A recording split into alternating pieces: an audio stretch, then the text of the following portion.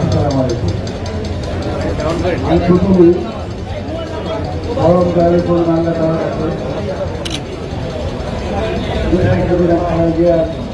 নেক হায়াত এবং ফিরে আমরা সুস্থ হায়াত কামনা করি। সেই সঙ্গে ৭১-এর স্বাধীনতা যুদ্ধের সঙ্গে ২৪-এর যাত্রা করতে তাদেরও আমি তাদের থেকে আমি দোয়া কামনা করছি। ভাইয়েরা যার সম্পর্কে কথা বলতে হবে তার সম্পর্কে সম্পর্কে ভগবান রায়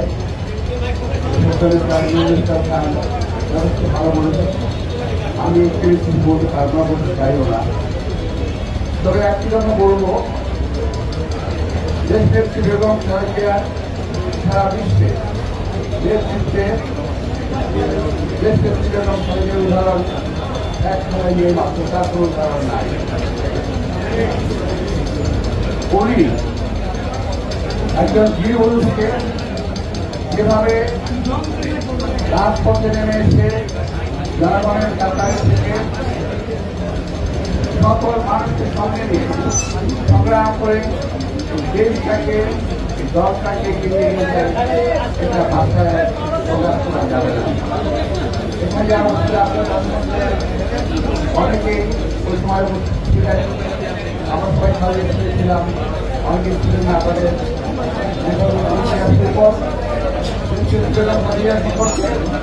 যে সমস্ত বই রাখা হয়েছে সেই বই রেখে শেষ করা যাবে না।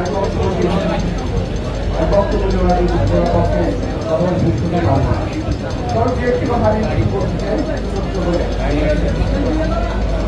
যখন গেলেছিলেন আমাদের সপ্তাহে একবার ওনার সঙ্গে দেখা করার অনুমতি ছিল। আমরা সরকার একবার দেখার অনুমতি আমরা ওনার সাথে দেখা করি। আমরা দেখেছি অনেক কষ্টের মধ্যে যে অবস্থা রেখে দেখা হয়েছিল, মানবের একটা অবস্থা রাখা হয়েছিল। ওখানে সাধারণ মানুষ হিসেবে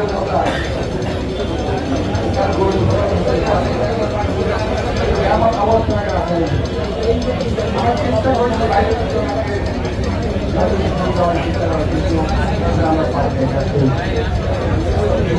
ভাইরা এই অবস্থায় যখন কথা হতো আমরা ওনার দৃঢ় মনোবল দেখেছি।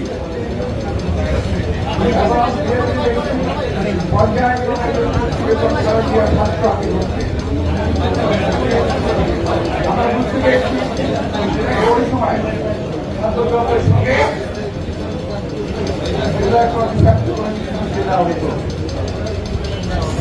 আজকে আমি এই অনুষ্ঠান থেকে দেশের জীবনে ওনার উপরে তথ্যপতি প্রেরণ হয়েছে,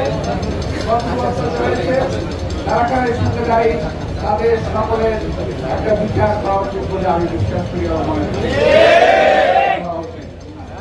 যদি প্রয়োজন হয় যখন জেনেছিলেন তখন আমাদেরও বিগত আমরা অনেকে জেনে গেছিলাম। আমরা দেখেছি কারা কারা কারাগারে ওনাকে এটা আমরা দেখছি। সর্বশেষ যখন আমার সাথে দেখা হয় তখন এই কারাগারে ফাঁকা হয়ে গেছিল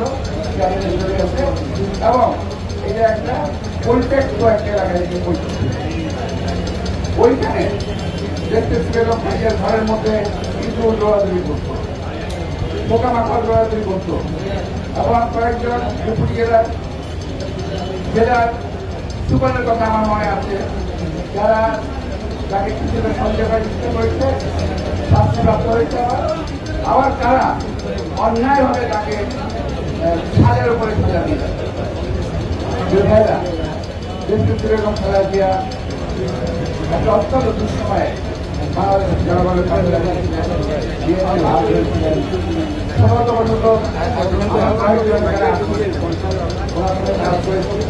আমাদের নেতৃত্ব মনোবল আমার সামনের সঙ্গে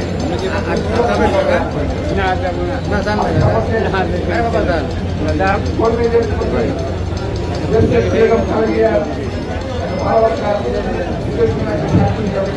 চাই। 2008 সালে যখন নির্বাচন হবে, আমি আমার সবার আমাকে দিয়েছিলাম, আমার একটা পত্র দিয়েছিলাম যে আপনি দয়া করে নির্বাচনে যাবেন না। উনি আমাদেরকে বক্তব্য দিয়েছিলেন, সবাই বলে দিল যে আমি নির্বাচনে যাচ্ছি না। অজ্ঞতার কারণে এবং বিশেষ একটা রাজনৈতিক দলের চাপের কারণে ওই দিন নির্বাচনে যেতে বাধ্য হয়েছিল। আমি আগে জিজ্ঞেস করেছিলাম, ম্যাডাম আপনি কেন চলে গেলেন? বলে আমি নির্বাচনে না যেতাম তোমাদেরকে বের করা সম্ভব হতো না।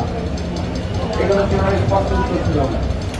তাতে আমি মনে করি কর্মীদের প্রতি ওনাকে স্নেহ, অনেক মমত্ববোধ, অনেক ভালোবাসা, এটা তিনি বলেছেন। রাজনৈতিক কারণ আরো আছে, এগুলো বললে এখন এই সময়ে ভালো হবে না। আপনি একটা সুবিধার মধ্যে খেলা দিয়ে রাজনৈতিক সঙ্গে আছে। আমি আবারও বলবো কি কারণে খেলা দিয়া সেই দিন নির্বাচনী পার করে দিচ্ছে, এটা আজকে সময়ের দাবি। এই কথা জনগণের সামনে প্রকাশ করতে হবে। আপনাদের সবাইকে আন্তরিক ধন্যবাদ। খেলা দিয়া সহ এই যে শেখটা কি অর্থনীতি সাধারণ করেছেন, যে কোনো 71 থেকে 24 পর্যন্ত পালন করেছেন, তাদের সমাজকে আমরা বক্তব্য করছি। সবাই ধন্যবাদ।